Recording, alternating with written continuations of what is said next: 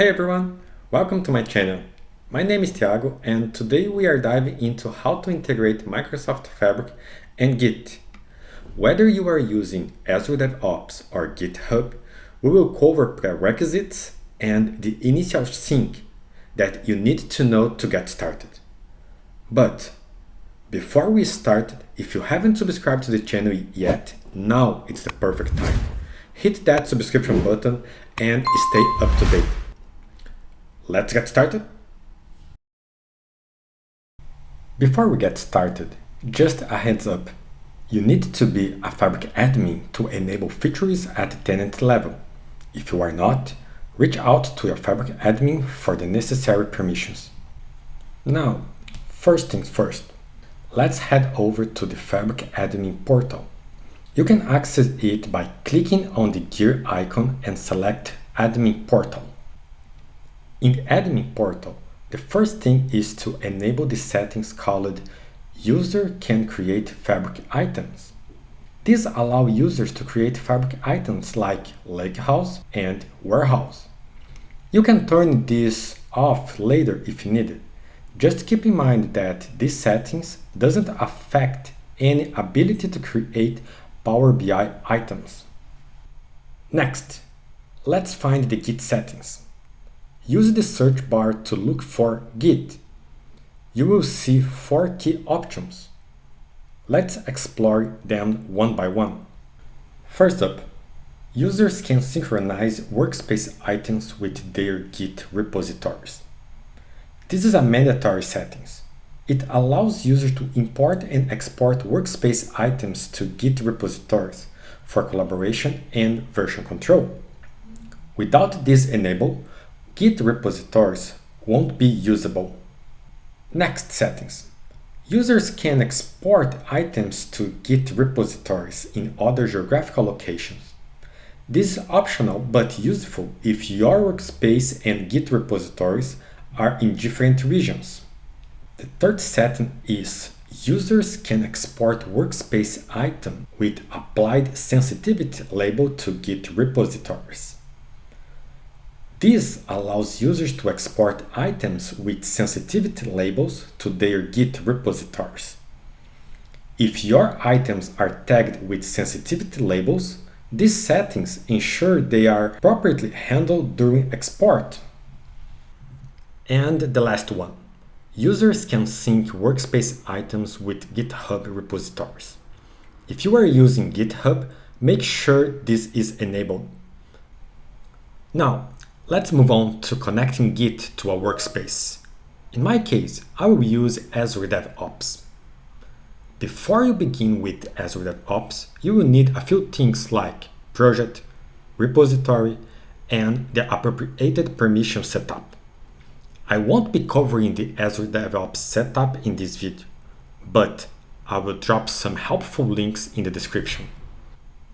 And here is another quick note. You need to be a workspace admin to connect to a Git.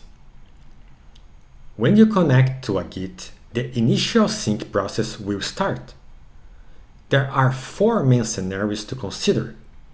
Let's go through each one. Within your workspace, go to the workspace settings in the top left corner and find the Git integration option. You can choose between Azure DevOps and GitHub.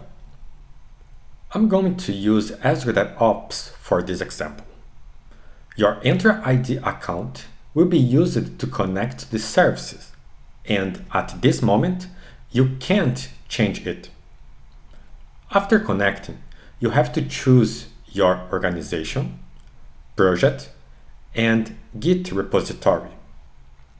For branch, you can select an existing branch or create a new one. I will pick the main branch for now. You can also enter a folder name, but I will leave it blank. After reviewing these settings, click the Connect and Sync button. Your workspace is now connected to Azure DevOps, and the new Source Control button will appear. Now, let's check this new button. It will open a panel showing the current branch and any changes or updates. We will explore this panel in details in another video. You can also view Git information like the last sync and branch details at the bottom right on the page. Let's talk about the different initial sync scenarios. This is the first sync option. Neither the Fabric workspace nor the Git, in this case Azure DevOps, have any items.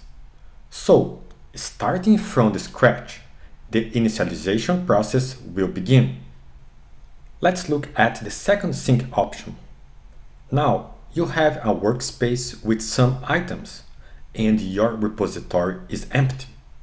So, this sync will add the workspace items to the repository. Here's how to do it. Connect the workspace to Azure DevOps like before, but with one change. This time, I will create a new branch. Click on the plus new branch button, and a pop-up will appear where you can enter the new branch name, and you can choose from which branch you want to create it. Then, just connect and sync. The sync will start, and after a few minutes, you will see the Git status. Keep in mind that there might be unsupported items that won't be added to the repository. Looking at the source control again, we confirm that the current branch is the one I created. Moving on to the next scenario. It is basically the opposite of what we did earlier. Imagine you've got a repository with some items, and you want to bring those items into a new workspace. In this case, you'll be importing items from the Git into the workspace. Let's set it up like we did before. I will choose the dev01 branch to make sure we are importing items.